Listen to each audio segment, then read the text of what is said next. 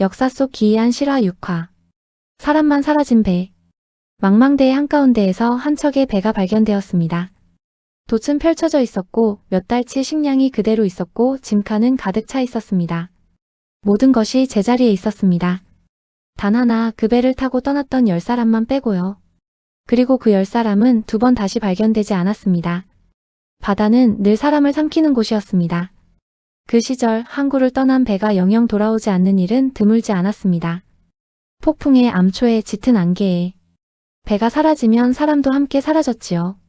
그건 슬프지만 이해할 수는 있는 일이었습니다.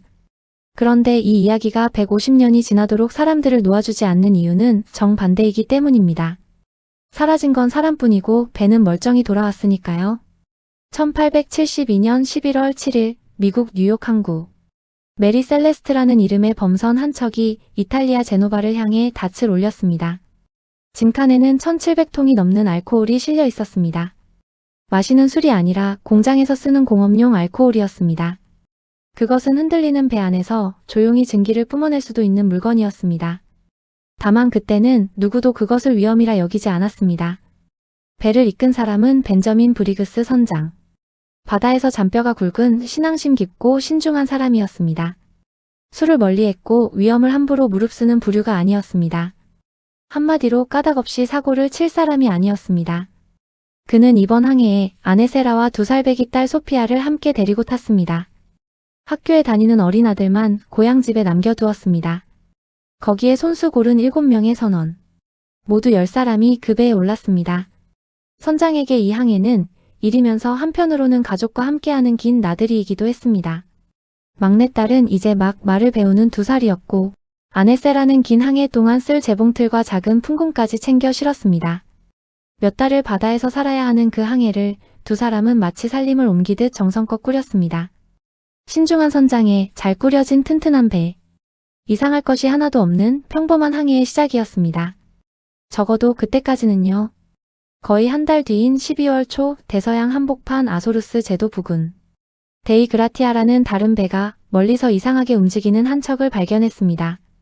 돛은 제대로 펴지지 않은 채였고 배는 목적지로 향하는 대신 갈 곳을 잃은 듯 정처 없이 떠돌고 있었습니다. 키를 잡은 사람이 아무도 없는 것처럼 바람이 미는 대로 비스듬히 흘러갈 뿐이었습니다. 그 배의 선장 모어하우스가 가까이 다가가 소리쳐 불렀습니다. 공교롭게도 그는 브리그스 선장과 아는 사이였습니다. 그러나 몇 번을 불러도 아무 대답이 없었습니다. 갑판 위에서 움직이는 것이라곤 바람에 흔들리는 밧줄 뿐이었습니다. 한낮의 바다 위에서 사람으로 북적여야 할 배가 그토록 고요하다는 것은 그 자체로 불길한 일이었습니다. 그는 선원 2사람을 작은 보트에 태워 그 배로 올려보냈습니다. 갑판에 오른 2사람이 본 것은 아무도 없는 배였습니다. 부서진 것도 불에 탄 것도 다툰 흔적도 아니었습니다. 그저 텅 비어 있었습니다. 2사람은 갑판을 천천히 걸었습니다. 자기들 발소리가 유난히 크게 울렸습니다. 선실 문을 하나씩 열어보았지만 어디에도 사람은 없었습니다. 침상은 흐트러진 채였고 벽에는 옷가지가 그대로 걸려 있었습니다. 사람만 단 한 명도 없었습니다. 배는 멀쩡했고 사람만 사라졌습니다. 그게 전부였고 그래서 더 섬뜩했습니다. 짐칸의 알코올은 1700통 그대로였습니다.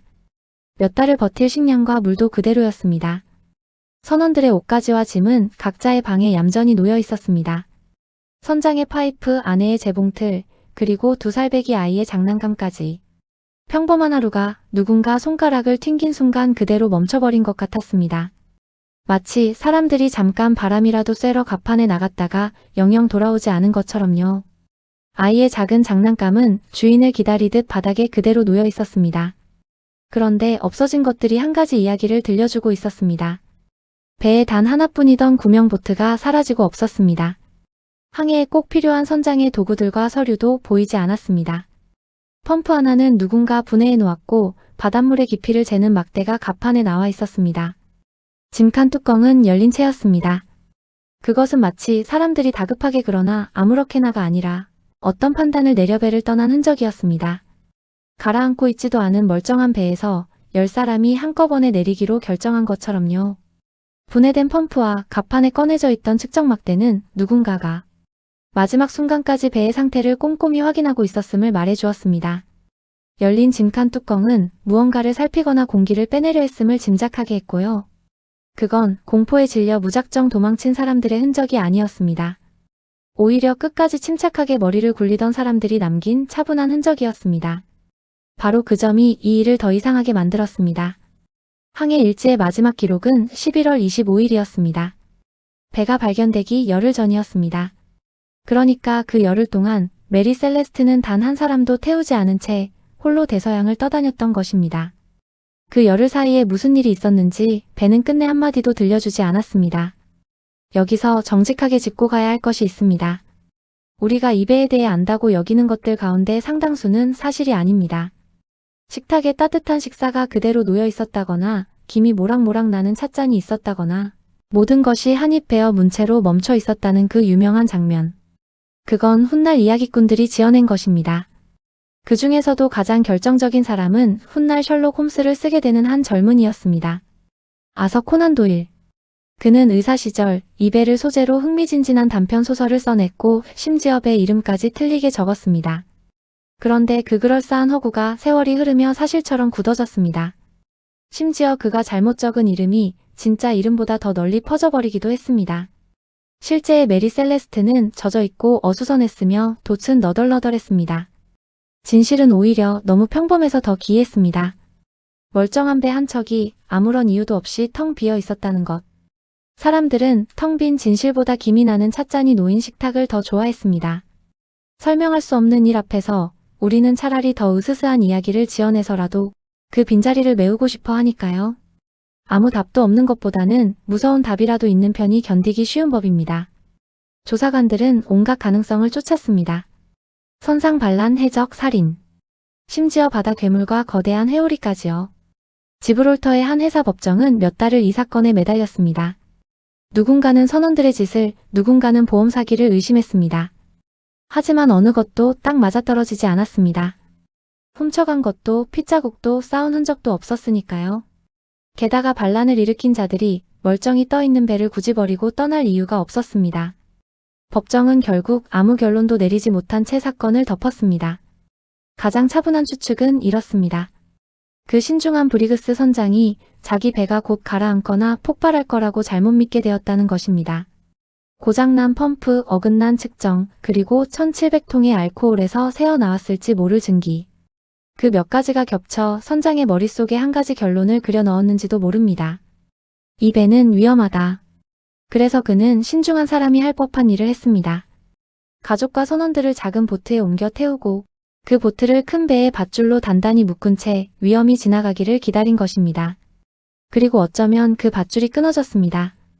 큰 배는 바람을 받아 사람 없이 계속 나아갔고 노로젓는 작은 보트는 끝내 그 배를 따라잡지 못했습니다. 거대한 바다 한가운데에 10사람만 덩그러니 남겨진 것입니다. 멀어져가는 자기 배를 그들은 그저 바라볼 수밖에 없었을 겁니다. 손에 닿을 듯 가깝지만 영영 닿지 못할 거리에서요. 어디까지나 가장 그럴듯한 추측일 뿐입니다. 150년이 더 지난 지금까지도 진실은 아무도 모릅니다. 범인도 시신도 작별 인사도 없었습니다.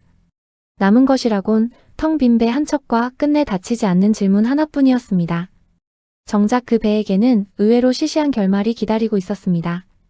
13년 뒤 한 선장이 보험금을 노리고 메리 셀레스트를 일부러 암초에 처박아 가라앉혔습니다. 세상에서 가장 유명한 유령선은 그렇게 사람의 손에 돈 몇 푼 때문에 일부러 가라앉았습니다. 하지만 그 배에서 사라진 10사람은 끝내 어디에도 도착하지 않았습니다. 세라도 2살배기 소피아도 7명의 선원도 무덤 하나조차 남기지 못했습니다. 세상은 그 빈 배의 수수께끼를 100년 넘게 즐겼습니다. 온갖 소설과 영화와 이야기가 그 배를 우려먹었지요. 그러나 정작 그 작은 보트에 올라탔을 10사람의 마지막이 어땠을지는 사람들은 자주 잊고 지나갔습니다. 어린아이를 품에 안고 끝없는 바다를 바라보던 그 마지막 순간을요. 바다는 그날 배는 돌려주고 사람만 데려갔습니다. 그리고 그 이유는 150년이 지난 지금까지도 우리에게 말해주지 않고 있습니다. 다음 이야기는 전쟁이 끝난 지 29년이 지나도록 정글 속에서 홀로 전쟁을 계속한 어떤 군인의 이야기입니다. 잊지 않으시도록 구독으로 표시해 두셔도 좋습니다.